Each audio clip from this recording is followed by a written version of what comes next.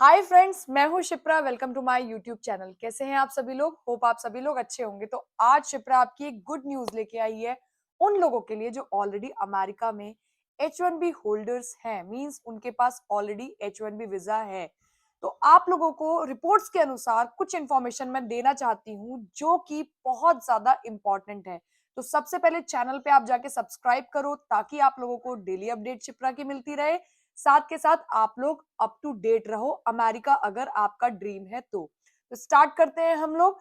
सबसे पहले मैं ये बोलना चाहूंगी, जितने भी लोग H1B होल्डर्स हैं अमेरिका में, आईटी प्रोफेशनल हैं, आईटी टेक्नोलॉजी पे वर्क कर रहे हैं, तो उनको अब डरने की जरूरत नहीं है क्योंकि कंपनीज भी उनका भला करने की सोच रही हैं। जी हाँ, पहले क्या होता था, जितने भी H1B engineers means H1B holders companies में आते थे तो कंपनी ग्रीन कार्ड लगाने के लिए कम से कम 1 से 3 साल का टाइम लेती थी। 1 से 3 साल का मतलब वो देखती थी कि वो एम्प्लॉय जो है वो उस कंपनी के लिए किस लेवल पे जाके काम कर रहा है, लॉयल है या नहीं है, स्टेबिलिटी उसकी रहेगी या नहीं रहेगी, सारी चीजें वो लोग वेरीफाई करते थे, जिसके लिए वो लोग टाइम लेते थे 1 से 3 साल का। राइट, अब क्या हो रहा है कि जो ट्रम्प के नए रूल आए हैं, जो एग्जीक्यूटिव ऑर्डर आए हैं, इसके बेस पे ऐसा लग रहा है कि जितने भी H1B टेक इंजीनियर्स हैं वो बहुत ज्यादा नेगेटिव होते जा रहे हैं अमेरिका को लेके। रिपोर्ट्स के अनुसार कुछ ये भी सुनने में आया है कि जो H1B इंजीनियर्स हैं वो अब अमेरिका रुकना ही नहीं चाह रहे क्योंकि उनका स्टेबिलिटी इशू है। मींस उन्हें यही नहीं पता कि कब तक वो अमेरिका में रह पाएंगे। तो अभी फिलहाल कंपनी ने ये डिसीजन लेना शुरू कर दिया है कि कंपनी अब जितने भी H1B इंजीनियर्स हैं उन लोगों को ग्रीन कार्ड प्रोवाइड कराएगी। ग्रीन कार्ड आप लोग समझते हैं, यूएस सिटीजनशिप लेने का पहला प्रोसेस होता है ग्रीन कार्ड। अगर आपके पास ग्रीन कार्ड होता है, आप ग्रीन कार्ड होल्डर हैं, तो अमेरिका में आप रह के नागरिकता ले सकते हैं। बट ये ग्रीन कार्ड लेने के लिए भी बहुत बड़ा प्रोसेस है। ऐसा नहीं है कि कंपनी ने ग्रीन कार्ड इनिशिएट किया और तुरंत के तुरंत ग्रीन कार्ड मिल गया। तो चलिए हम लोग बात करते हैं आज इसी टॉपिक के बारे में। H1 में जो भी होल्डर्स हैं उनको 6 इयर्स का यहाँ पे टेंटेटिव एक डेट मिलती है कि 6 साल तक वो लोग यहाँ पे अमेरिका में रह के जॉब कर सकते हैं। बट वो जो होता है वो कंपनी ही स्पॉन्सरशिप करती है, एम्प्लॉय को कुछ भी पे नहीं करना पड़ता इंडिया से अमेरिका लाने के लिए। तो स्पॉन्सरशिप कंपनी ही देती थी। बट अब फिलहाल क्या है कि कंपनी को 100K पे करना पड़ेगा अगर किसी भी अमेरिका में किसी भी इंडियन को लेके आना है तो। और आप लोगों को सभी को पता है कि हमारे इंडिया में टैलेंटेड लोग हैं, टैलेंट लोगों की कमी नहीं है। तो 100K देने से अच्छा अगर ग्रीन कार्ड प्रोसेस करेंगे तो उसमें एक कम अमाउंट लगेगा। तो कंपनी सोच रही है कि क्यों ना हम इसी एम्प्लॉय को यहाँ पे रखें, इसको जाने की नौबत ही ना मिले। तो इसीलिए company with in 3 to 6 months के अंदर, जब भी एम्प्लॉय की ज्वाइनिंग होगी, विद इन 3 to 6 मंथ्स के अंदर अंदर ग्रीन कार्ड अप्लाई कर देगी। अब ग्रीन कार्ड का प्रोसेस क्या होता है? ग्रीन कार्ड के प्रोसेस के लिए सबसे पहले H1B जो होल्डर होता है वो 6 इयर्स के लिए काम कर सकता है और 6 इयर्स के बाद उसको अमेरिका से इंडिया जाना ही पड़ेगा अगर ग्रीन कार्ड उसका अप्लाई नहीं हुआ तो। 3 मंथ से 6 मंथ्स के अंदर अंदर, ज्वाइनिंग के अंदर अंदर, अगर वो मींस ज्वाइनिंग करने के बाद अगर उसका ग्रीन कार्ड अप्लाई करती है कंपनी, तो सबसे पहले फॉर्म सर्टिफाइड होता है। पॉम मींस PERM, पॉम सर्टिफिकेशन जो होता है, इसके लिए कंपनी प्रॉपर एक जॉब ड्यूटीज बनाती है कि हमारी कंपनी में इस बंदे का ये स्किल्स है, इस लेवल पे ये काम कर रहा है और ये आगे फ्यूचर में ये काम करेगा। मींस जो उसकी रिस्पॉन्सिबिलिटी है और जो जॉब ड्यूटीज है वो बहुत ज्यादा बारीकी से और प्रोफेशनली वे में बनाई जाती है अटॉर्नीज के थ्रू। राइट, और उसका फिर एक वेजेस डिसाइड होता है कि वेज जो है वो इतना हम लोग प्रोवाइड कराएंगे। तो वेज का भी लेवल मैंने कल आपको वीडियो में बताया था। लेवल के अनुसार उसका वेजेस अप्रूव होते हैं और उसके बाद एडवर्टीजमेंट के बाद, एडवर्टीजमेंट के लिए जाता है उनका, मींस एक पोस्ट जाता है एडवर्टीजमेंट की ये एम्प्लॉय हमारी कंपनी में इस सैलरी पे काम कर रहा है। वो एडवर्टीजमेंट होने के बाद पिटीशन फाइल होती है पॉम के लिए। जब पॉम के लिए पिटीशन फाइल होती है तो उसका सबसे ज्यादा ड्यूरेशन लगता है, जिसके लिए आप इसको जल्दी नहीं करवा सकते। जो एक अमेरिका की गवर्नमेंट का टाइम ड्यूरेशन है उतना तो आपको देना ही पड़ेगा।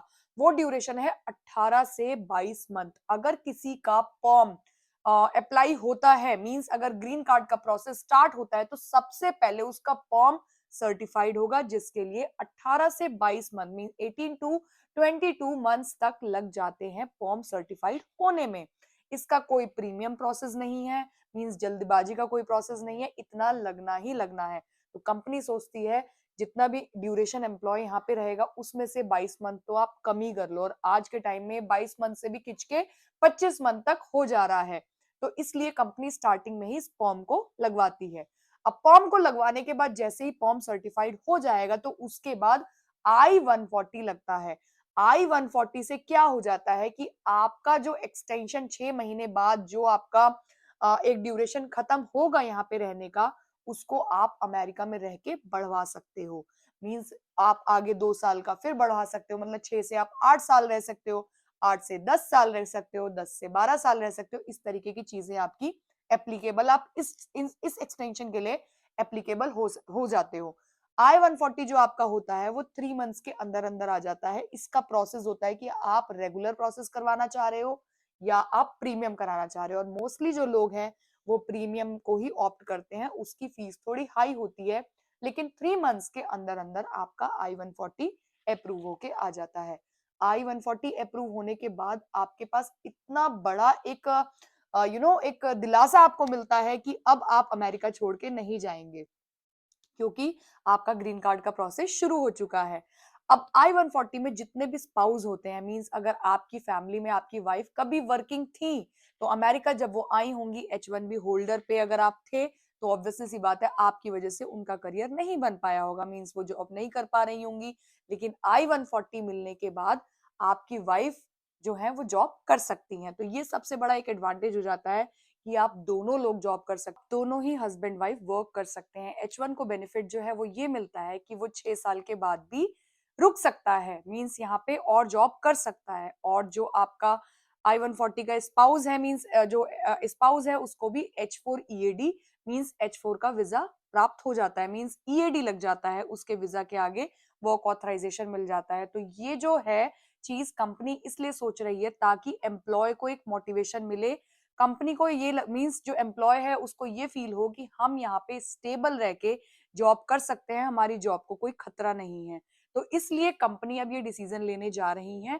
58% ऐसी कंपनीज हैं अमेरिका में जो ग्रीन कार्ड प्रोसेस करवाती हैं, जिसका वो स्पॉन्सरशिप का पैसा नहीं लेती हैं, और 15 से 20 हजार के अंदर अंदर ग्रीन कार्ड का प्रोसेस हो सकता है। मींस 15 से 20 हजार डॉलर की बात कर रही हूँ, ग्रीन कार्ड का प्रोसेस हो जाता है। बट अभी फिलहाल आपको पता है $1 लाख देने से बेटर है कि 15 से 20 हजार डॉलर देके आप अपने एम्प्लॉय का ग्रीन कार्ड लगवा सकते हैं, अगर वो आपके लिए बहुत एक अच्छा और हाई स्किल्ड लेवल का एम्प्लॉय है। तो कंपनीज इस तरीके के डिसीजंस ले रही हैं। प्लस साथ के साथ उस केस में अगर कंपनी आपका स्पॉन्सर करती है ग्रीन कार्ड, तो वो कहीं ना कहीं आपको ट्रस्ट दे रही है कि कहीं ना कहीं आप यहाँ से नहीं निकाले जाएंगे, इन फ्यूचर में आपकी जॉब सिक्योर है। लेकिन इस बीच अगर एम्प्लॉय निकल जाता है कंपनी से, मींस किसी और कंपनी को ज्वाइन कर लेता है, तो इसमें 38% अमेरिका में ऐसी कंपनीज भी हैं कि आपको भरपाई करनी पड़ती है। मींस अगर 15 से $20,000 उन्होंने लगवाए हैं तो कुछ अमाउंट आपको भी पे करना पड़ता है, और जो कि होना भी चाहिए। अगर कंपनी ट्रस्ट करके आपके ऊपर ग्रीन कार्ड लगवा रही है तो आपको भी ट्रस्ट करके वहीं पे रुकना चाहिए। और मोस्ट ऑफ द एम्प्लॉयज जो है जहां से ग्रीन कार्ड प्रोसेस होता है वो चाहते हैं कि उस कंपनी में स्टे करें। तो आज का टॉपिक होप आप लोगों को समझ आया होगा।